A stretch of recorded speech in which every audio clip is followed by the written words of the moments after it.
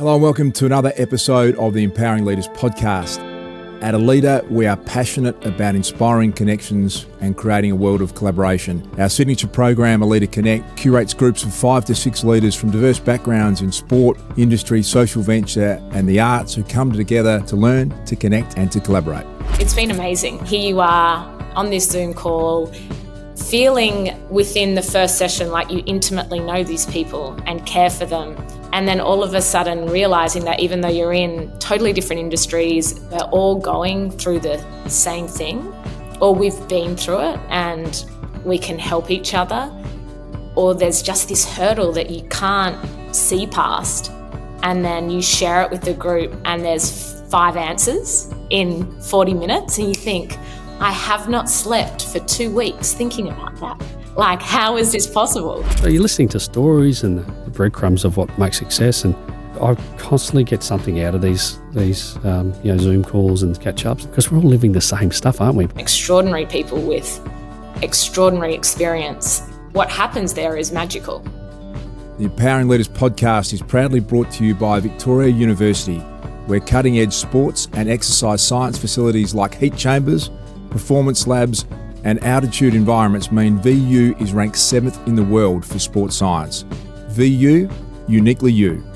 As always, a big thank you to Jason Nicholas and his team at Temper Bedding, a mattress like no other. If you enjoy listening to the Empowering Leaders podcast, be sure to subscribe, and please, if you have a moment, we would love you to leave a review so we can reach more listeners and empower more leaders.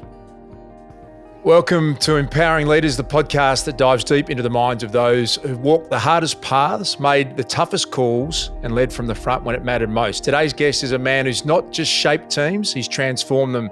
Michael Cheika grew up in Sydney's inner west, son of Lebanese immigrants, learning resilience and grit from day one.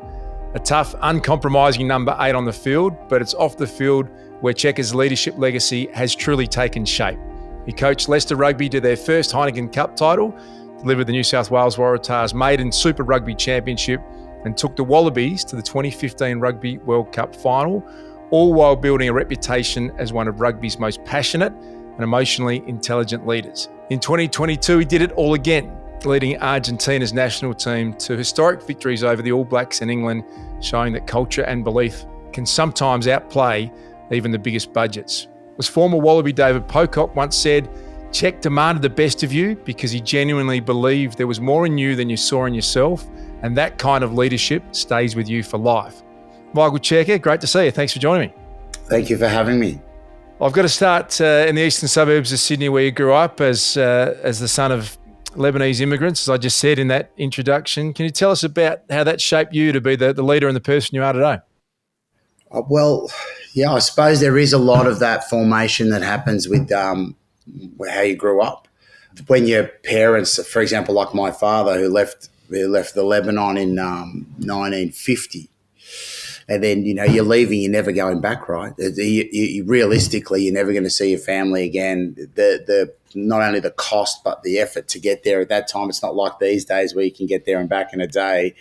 It was just to start a new life and, huge risk-taking on their behalf, but risk-taking with a purpose, like with a goal of improving life or new adventure, but not a new adventure with a possible return. So I think that subliminally forms you or subconsciously forms you in a way. You see that confidence because it takes a certain amount of confidence to do that and self-belief. And even just that whole scrapping to make it to the next stage. We're all living in a small apartment.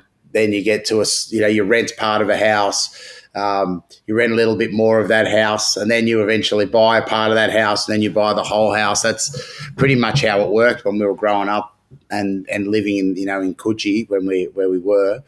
And I think the immigrant part was really important because my father was always, and my mum were very clear, like they were Lebanese Australians and we were Australian Lebanese from the start, because we were born in Australia. So there was a different dynamic, but the same values from either side of that equation kept.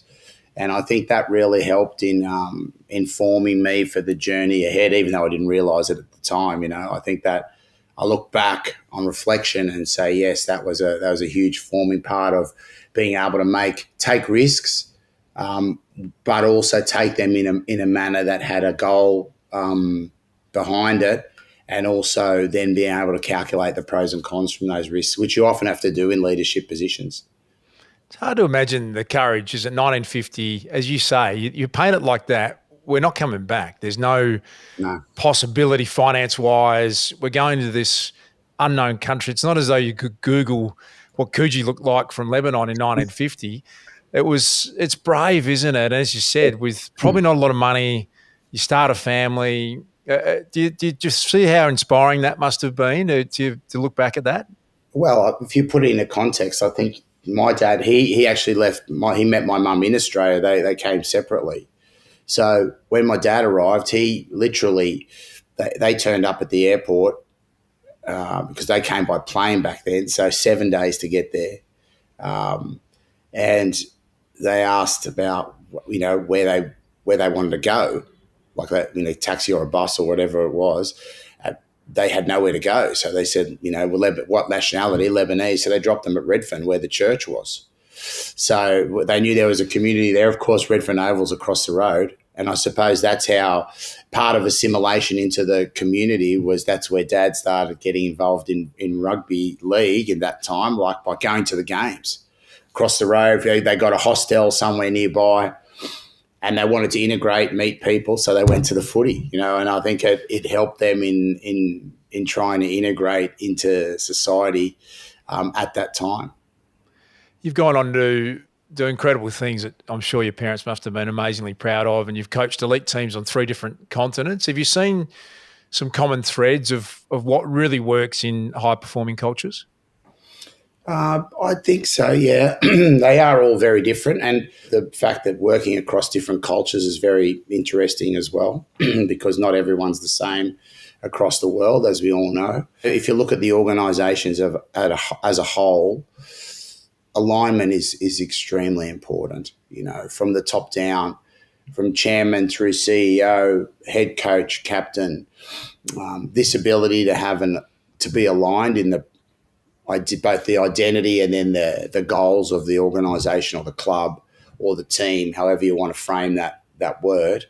And then, but on both sides of the balance sheet. So with this, there is a business element. So there's 2 balance sheets here. There's an emotional bottom line and there's a financial bottom line. And where you can be aligned on both of those understands the needs of all inside of the organisation, how we get there together, and the ability to have a fight, have aligned conflict. Like we can argue about the same thing as long as we're going to the same destination.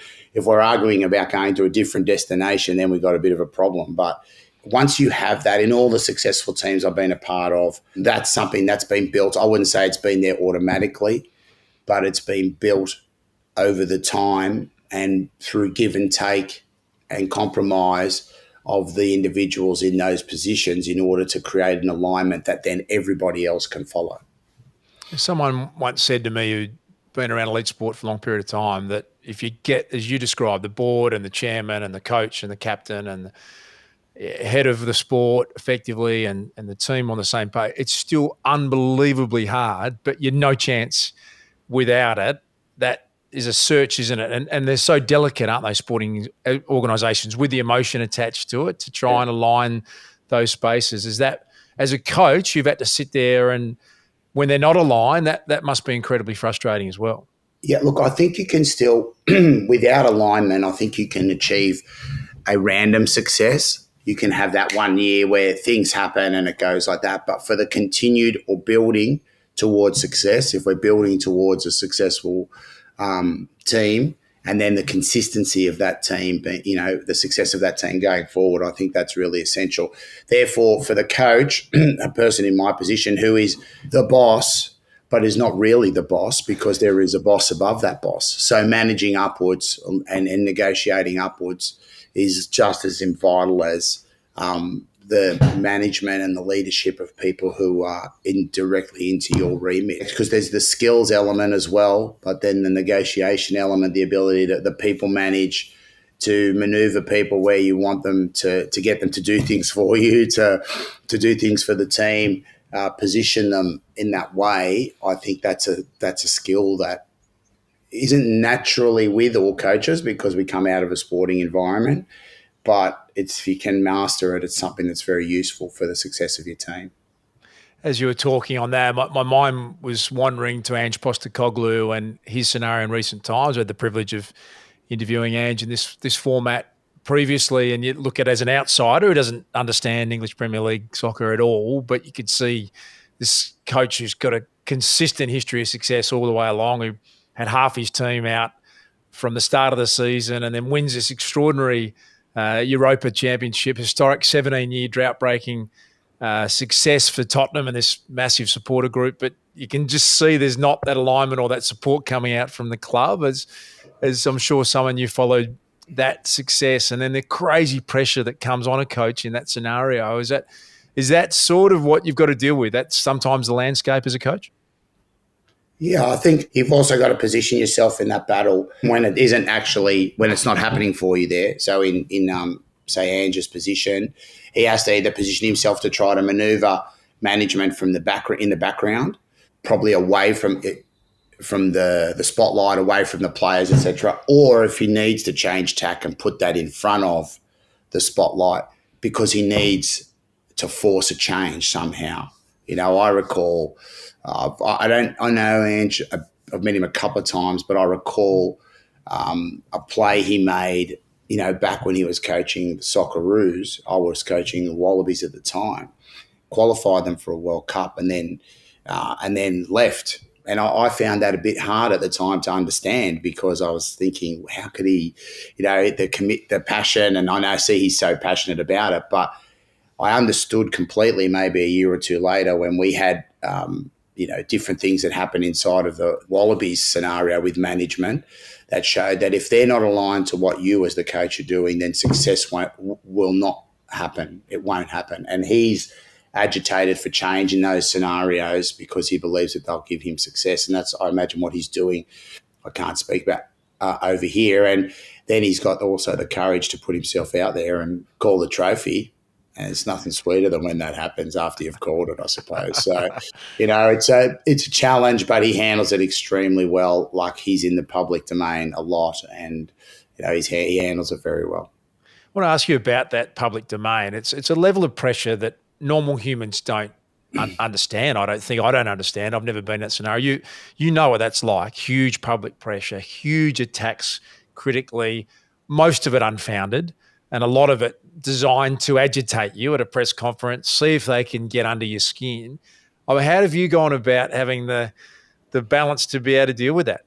I genuinely don't feel it as a pressure element. Maybe covertly, like in my body or whatever, there might be that stress, but overtly, or for me personally, I think that's part of the challenge, and it's a dial that you have to turn in order to either support your team or send a message to your team or your fans. One thing that's often, as we focus a lot on the negative. There's also a lot of positive feedback that comes back through those channels. If you keep an open mind, you'll see a lot of that. And I feel like you've got to have the emotional intelligence, something I've worked on hard over the years, to understand that, for everything that happens, there's a positive and a negative response. And, it's how quickly you can see the positive and negative of that scenario that shows how emotionally intelligent you are. So if I can see an event that happens, let's say a negative event, and I've already assessed in my own mind the positive and the negative of that scenario, then when I go to those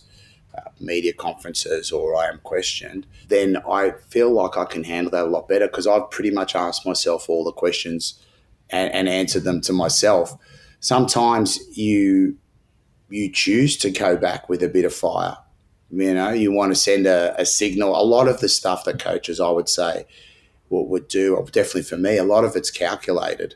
Sure, sometimes your emotion gets the better of you. I wouldn't be lying, but not that often. Most of the responses are made with a goal in mind of what you want to achieve by the response that you're giving, whether it be controversial or whether you want to calm something down, whether you want to show fight. A lot of it's messaging back to your own team, or your own fans. So I understand the the critique can be hurtful. But if you're doing everything you can in relation to getting your team to play the best it possibly can and looking after the individuals there, I think you've asked yourself all those questions anyway. You've got this great reputation for creating these deeply connected environments in your teams. Is there that balance between being a vulnerable enough leader to show that you care, but also the toughness of the competitive edge of the sporting environment? How do you juggle that? Yeah, I think they go together. In your team, you're going to treat everyone a little different. Well, for me, I would treat everyone a little differently because they all come from a different place. You know, they've got different backgrounds, different experiences. They've grown up differently.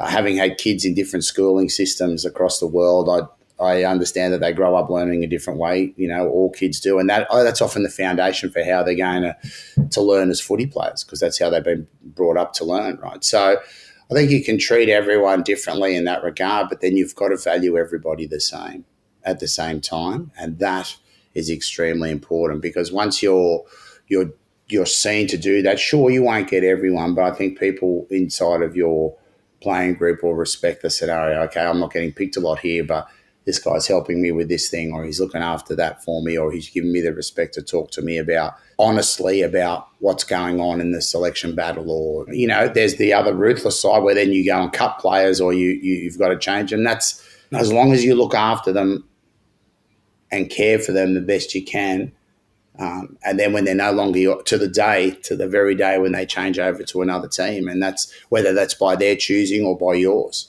And I think that as long as you're open and honest with players from the very start, those things will look after themselves at the end, despite the emotional disappointment or, you know, joy that might come from the player at either end of the spectrum. So I feel like they go together, and it's almost an essential that you can manage both of those emotional ends of the spectrum and handle them, because you have to do it as a coach. Even on any given day, you could go through that 2 or 3 times. You know, a good message to a player, a positive, or something that's hard or a bit more ruthless on the other side. You've had success everywhere you've gone, as I read in the intro, but I'm sure some enormous hard times along the way. Can you share the hardest moment of your coaching career, and what did you learn about yourself at that time? You know, like everyone, you have some bad days. I suppose the most difficult would have been losing the World Cup final. I think we had a team on a real emotional and upward curve. Like, we had a great momentum going into that. We weren't really fancy going into that tournament, had a very difficult group, and were able to come out of that group. You know, we played some really good football. And then even in the final, we got ourselves back into it, like towards the end, they kicked away in the last bit. But yeah, I think when you get so close to the ultimate prize, that's really hard to accept. And that's good that it's hard, because you could say, oh, well, that's a success in itself. But when you get there, you don't really feel like that. You feel like, you know, you've missed out on an opportunity you created an opportunity for yourself. Again, that emotional intelligence piece, you created a great opportunity for yourself, something that a lot of people won't ever experience, but you missed out on the ultimate. So that was hard. But there's always something to get out of it. You know, like even in this season now, we're coming down to the last few games of our season. I'm not sure when this will go to air, but we're right in the mix for a home semi-final and a final. We've got to win one more game. But earlier in the year, we had a catastrophic defeat, you know, along the way, which I thought to myself, I'd be okay if the club got rid of me after that game, because it was so bad, you know, I'd be okay with it.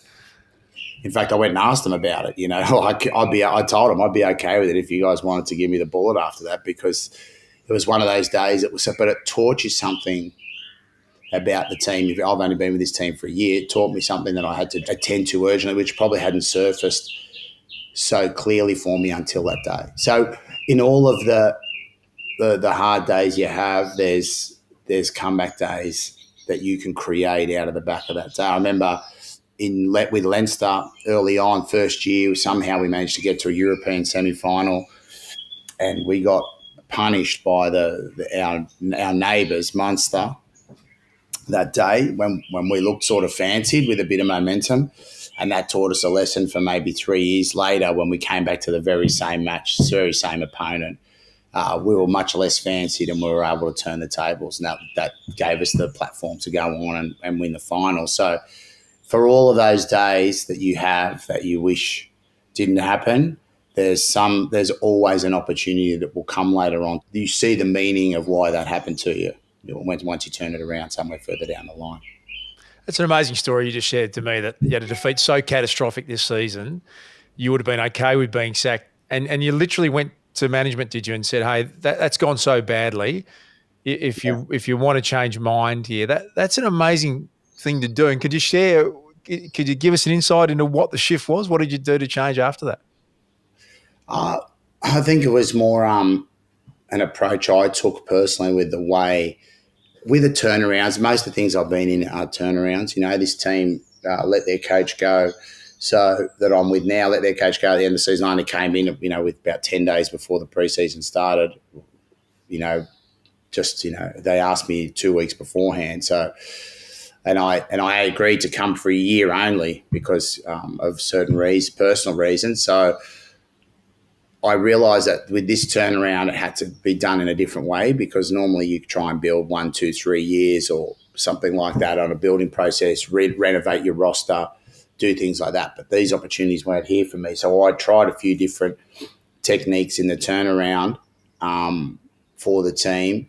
And I realised from that game there was another part, for probably more around the mental preparation of the team on a day-to-day basis, that I needed to tighten the screw on a little bit to ensure that things that would then reflect in the way we trained our rugby and then the way we played our rugby accordingly.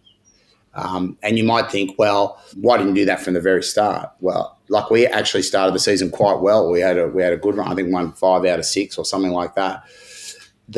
But things can be hidden in there, because other teams are developing and growing as well. So things and there's always that challenge of trying to do better, but at the same time acknowledge good performances as well. So it's a real balancing act of push and pull in these turnaround environments. And the quicker you want to try and turn a team around, the more you've got to tug on either end of that. So yes, that's positive to give confidence. No, that's not the standards we need to have in order to achieve further down the road and keep tugging on either one. Yeah, an interesting way you describe that, isn't it? Trying to do that in a confined time space is a really interesting scenario that you've put yourself. You strike me as this great, curious, lifelong learner, and we've been privileged to cross over with you in our Aleda world, where curate these groups of people, and you've collaborated regularly with Adam Uzo, the Richmond senior coach at the moment, Simon Rice from the 76ers in Philly, Lockie Penfold from the Melbourne Storm, Charlie Hooper from McLaren. Can you tell us a bit about what that's meant to you, being able to connect regularly with other elite performers in the sporting world? Well, it gives you a regular touch point with other people who are in your scenario, and their clubs are all in different situations. Some high performing, some turning around, some with certain problems, some with other positives. And, across those teams that you mentioned that are in the group that I'm in, those guys have all got different scenarios occurring at their club at any given time, and to be able to share those, hear that, try and help them with solutions, because that not only provides them with a possible solution, but also helps you preventatively, so that you go, if I get that scenario in my own situation, which you could well do, it'll happen. You get to see different techniques. Adam came over here and spent some time with us. I actually just spent a day with McLaren at the Monaco Grand Prix, where Charlie looked after us. I'm sure I'll get some time hopefully with the Storm when I go back to Australia at some stage, and with Lachlan there. So just to get inside of the mindset of different operators and the way different teams are run is so. I think it's a corny word, but it's almost enlightening. You see different. It shines a light on different things that maybe you haven't seen in your own path, or that you have wanted to do, or it sparks an idea that's totally different, but because you saw what they were doing, it sparks another idea, an application from that sport that could be used in your own, and vice versa. We all are born different. As we grow, the experiences we have develop into outlooks uniquely our own, charting our life's course. No one sees an idea, opinion, or opportunity like you. And no one sees you like VU. Victoria University. Uniquely you. At Aleda, our signature program, Aleda Connect, is something we're really passionate and proud of. We bring together groups of 5 to 6 people around the globe from diverse backgrounds, sport, industry, social venture and the arts. We come together to learn, to connect and to collaborate. The thing that I've loved about it is not just the meetings that we have with our group, it's the thinking that you do for days and days afterwards. Someone says something and it sparks a thought, and I found that I would go back and look at things that I was doing in a different light. Within my sport and within women's sport, I'm just someone who I try to lead by keeping people talking about the issues. There's times when I think the person I'm trying to convince is not listening to me. It actually got me thinking about, okay, this is how I need to address my communication with them. So it was so valuable, and the little group that we've got is great, and I'm really looking forward to sort of continuing to connect with them into the future because we're all so very different. I can't tell you how much I enjoyed it. I want to go to your time at Argentine rugby and some of that magical performances to take on sides that clearly had more capacity and the passion for rugby in that part of the world. What did you learn that surprised you about that particular experience? Well, it was a wonderful experience that I had. I've had a connection with Argentina for a long time through coaching many of their players from way back in early 2000s, coaching Felipe Contempomi, who's the current coach of Argentina at Leinster, and then several other players over the time, coached with Argentinian players, started Mario Ledesma off coaching and have coached with a few other Argentinian sort of icons from their time. And when the opportunity came up, I just felt it as a naturally good fit. Culturally, very different to coaching, my own country, Australia, totally different. They have still got a great balance of an amateur ethos in a professional environment because of, their club rugby still very strong. Players have still got strong allegiance to all of their clubs. There's a real connection around the country for the game when it's played, in Argentina or outside. The crowds are very strong, over there. And the balance in with football even is great because football's obviously the main code over there. But, there's a real strong element of support for the rugby. And I just think that the way it suited me, the way that playing group was set up, because they were all playing their rugby around Europe predominantly.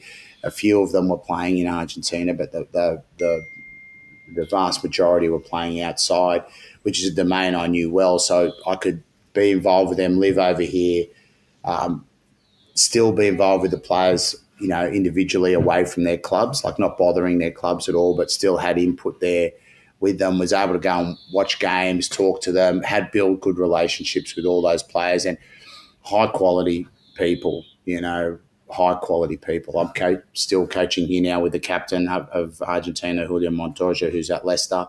Probably one of the big reasons I came here to take that opportunity to coach for a year, because they're hungry to be better, like genuinely hungry to get better and hungry to succeed. And they'll make the necessary sacrifices in order to play better themselves as individuals, and they're very nationalistic about their rugby team. There's a lot of pride that goes into playing for that nation.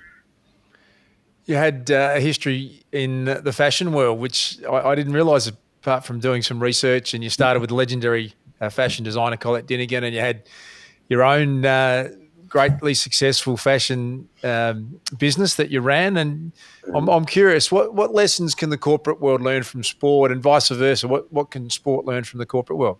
Yeah, well, like I would be doing work with a few different companies now that I've been working with for a while around lots of things in, let's say, leadership, first of all, from, you talked about it more where you're being looked at from the outside as well, not just internally from the company, and that personal connection inside of a corporate or a high-pressure work environment. I think the one-on-one, the ability to be give directives and implement strategy while also caring for people, and then being able to correct course. It's not. It doesn't seem as common in that world. I think it's a bit more job description. Follow the leader in that way around what's given to you as your job, and then maybe that extra bit of trying to get the potential out of people is missed in that environment sometimes. It's about, because we get measured every week, you know what I mean? Realistically, they get measured probably over longer periods of time, quarterly, annually, sometimes even longer based on the projects that they're running. So trying to improve people and grow them and grow their potential while they're in the middle of doing their day-to-days is often a balance that corporate world struggles with, I find. And then also the team building side of things, without a doubt, even to the point where, new hires, how will they work in a team?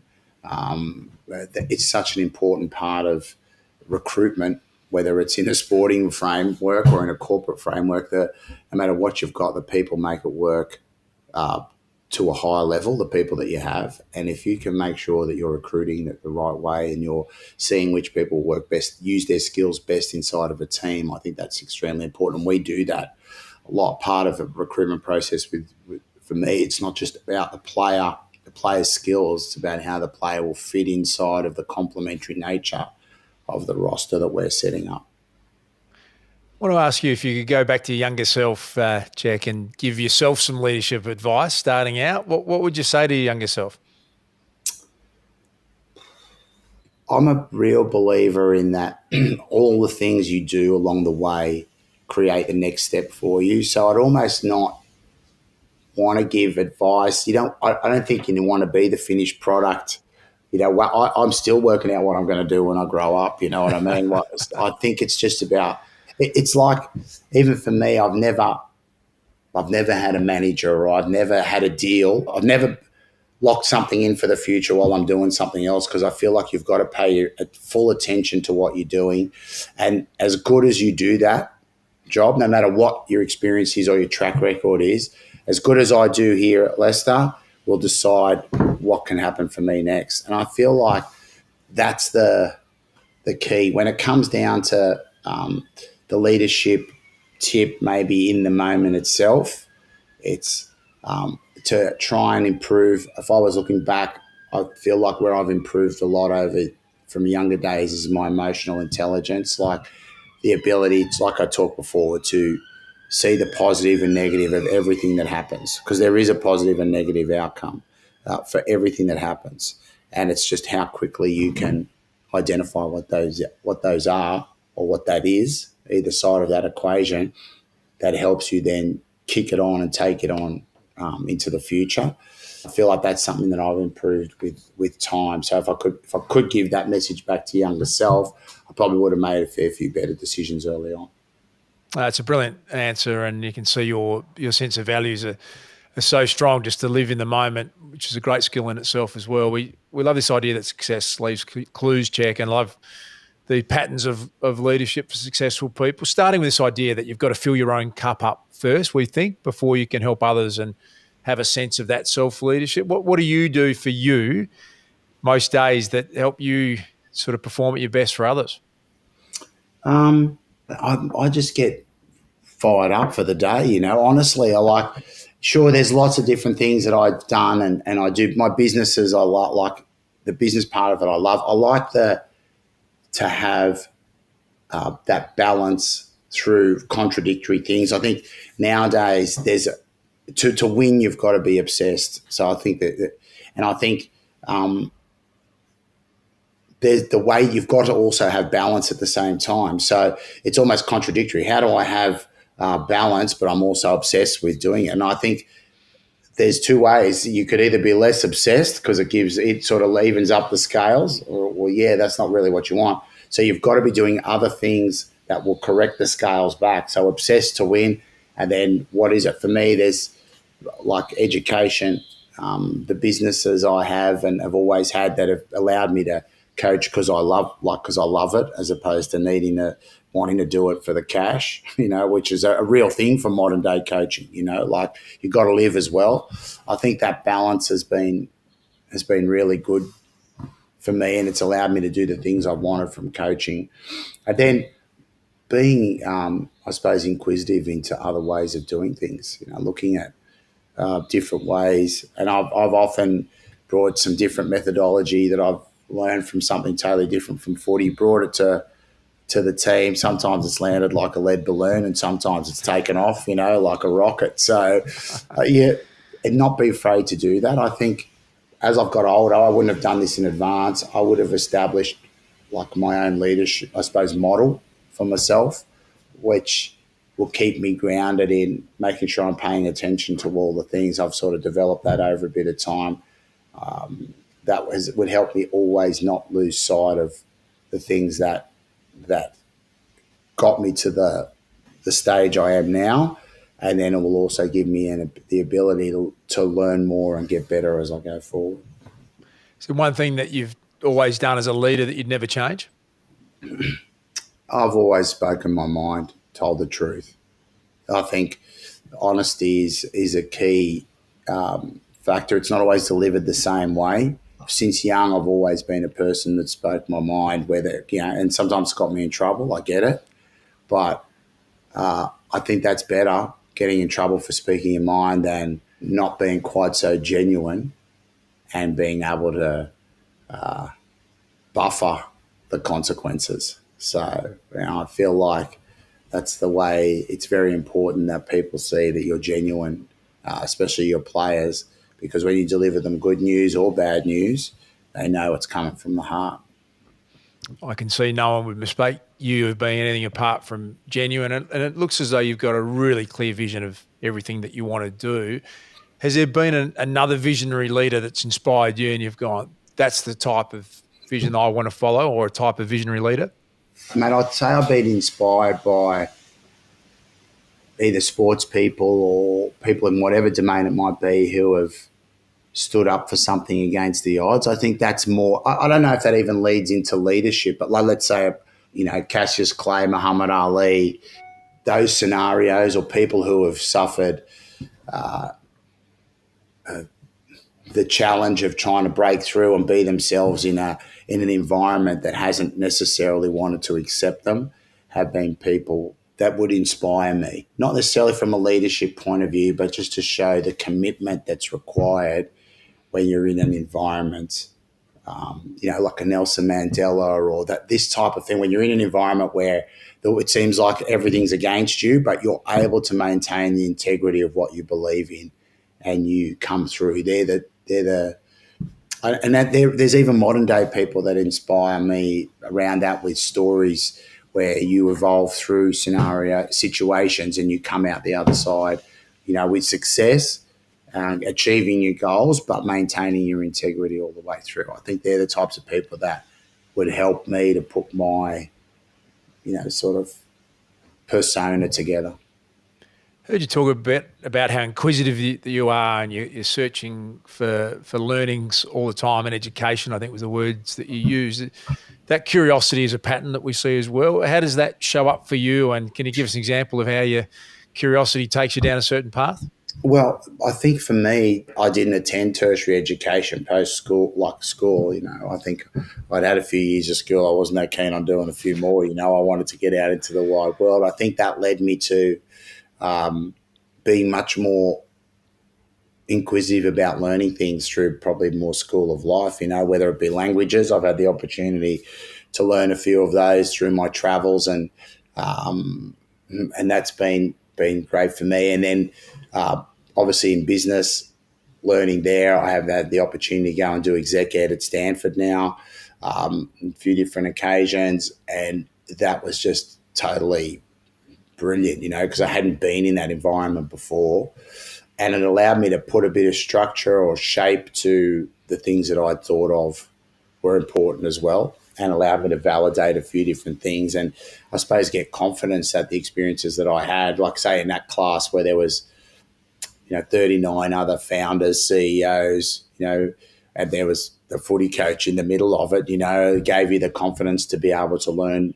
skills and see that the skills that you had were wanted by people who are high achievers in the business world as well. So I feel like education, no matter what it is whatever domain it is, whether it's through just reading a book that might teach you something about memory, or whether it's about psychology or whatever it might be, I feel like to keep learning new things and seeing how they can apply into what you do, whether it's in your business or in the team, if you're coaching or whatever it might be, or the way you coach, is really quite important, because the experiences that I've had can be changed and improved by knowing more about the why things happened in those experiences. If you understand why a certain outcome took place, you may have had that experience, but then you can learn a little bit more about, okay, here's the mentality behind, or the psychology behind why that happened. You're fluent in French and Italian, is that correct? French, Italian. I've got enough Spanish now, I suppose, through speaking with the boys at Argentina. They tell me I can't speak, but I thought it was important to French and Italian because I played there, obviously, and coached and lived in both of those countries. And then there's obviously the Spanish, but they told me I couldn't speak the language very well, but I kept going. And I thought it was important, national team, that I should try and speak to them in their own language. So 60 episodes of Narcos got me over the line, so I could order a hit or a deal, but then I had to work out the footy terminology as well. And then obviously the Arabic or the Lebanese dialect, growing up with that, from my parents. So I had that from an early age, not to read or write, but to be able to converse in that. So I felt like that's something that's really helped me in just being able to learn more from School of Life, traveling, and being, in different environments where I'm able to understand a little bit more about those places. I wanted to ask you about that communication, and clearly not many people take the time to do that. That's 4 languages that you're proficient in, and as a coach and as a leader, communication's almost at the top of the tree when most people you speak to. Have you got clearly a passion for it, but is there a mantra in the way that you communicate with the people under your care? If I was to think of it in a few points, number one would be that everyone's input is welcome. Like, you have to create a scenario where everyone feels their input is welcome, not just say, oh yeah, you can have a say, right? And then if you have input, it's got to be honest. It can't be with an agenda. Be ready for aligned conflict, or we talked about it earlier. Like, we've got to be able to have a fight about getting to the same place. The simplicity of that could be, we're trying to work a move. One player wants to do this move, the coach might want to do that move or run it in a certain way, but our goal is to score a try, right? So we're arguing about the same thing. And then at a certain point, once a decision's made, I think this could be stolen from one of the big tech companies probably, you've got to be able to disagree and commit. Like, not just agree to disagree, because, then you sit there death right in the thing saying, so you could say you were right, instead of being, whereas one of the most powerful things is to be able to disagree and commit to then making the idea that you probably didn't agree with work. When people see that, or see you as a leader do that, the tune is changed very quickly. This guy's, that's someone I want to follow, someone I want to be a part of, because you're showing, I suppose, the diversity you have to be able to accept another idea and then go and try and make it a winner. I love that concept. You align conflict and disagree and commit, as you said, and then be able to champion the cause that you didn't initially agree to. It's such a powerful thing that you said, and I think people fear conflict, don't they? They think, oh, that means there's going to be turmoil. But when you say it like that, it's natural, isn't it? Michael Cheika, who's been the greatest leader in your life? I think I've got to go back to, I'm sure a lot of people, when you ask them this, they talk about their parents, but the upbringing that they were able to give us, considering, their status, I suppose, they're coming into the country and what they had to get, the challenges they had to meet, sets you up, whether you don't even realise it at the time. You probably argue with them about a million things, but the fearlessness that they had coming here from another country, and their stubbornness to get us across the line, like get us to school, into a school that they wanted to get us into sports, get us into all those things, which would have been hard for them because they're working, trying to make ends meet, all those things. And it's all something you don't even notice at the time. And then it starts to come out when you start having to make decisions further down the road that are important.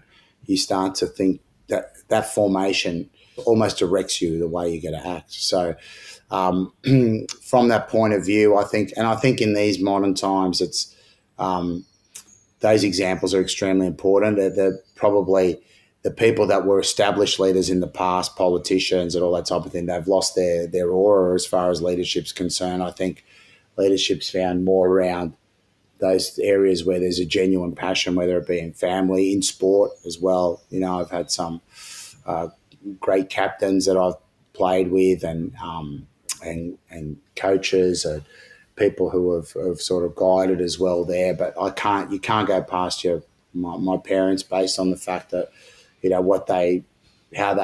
like I said, the fearlessness they showed by coming in here to Australia and setting up a life for us from scratch.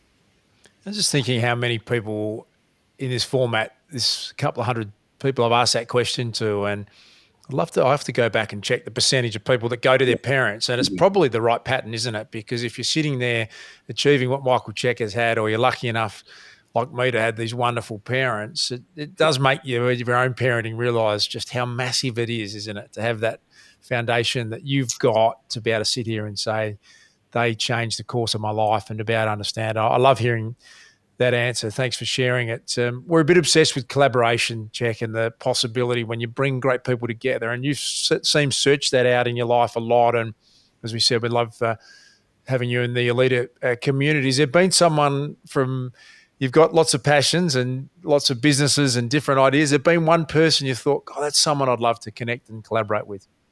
Oh, someone I haven't collaborated. That you'd like to. Oh, wow. There's so many. Like, I think it'd be. There's probably too many to mention, because the amount of coaches or different people out there, whether they be in other sports that I wouldn't know as much about, and I think the people that work in area. I wouldn't say that the people who work in areas like this is going to sound a bit strange, Secret Service, that the agencies where there has to be a certain amount of confidentiality, to understand how they run those organisations and keep the identity of the organisation, or even the big corporates. Like, I've got a friend who's high up in Accenture, big. I think they're one of the biggest employers on the planet. To collaborate with people who are running those organisations, how do you create identity and keep that clarity amongst 1 million employees or 800,000 employees? How do they all believe to be part of the team? Like, we're running it with 100 or of staff and coaches. I think they're the people who would interest me. The people who are running mega organisations, and how they filter down identity, values, behaviours inside of such a huge organisation. That'd probably be the people I'd like to collaborate with the most, to learn new things. Really appreciate your time, and it's an amazing life of success you had. I love that you just focus on the immediate now, and you've never engaged in anything beyond the current term, and it's a great few weeks ahead. Wish you all the best, and hope there's another chapter and another trophy to come. Best of luck with that, and really appreciate your time today. I've loved catching up with you. Thanks again. No worries. Thank you.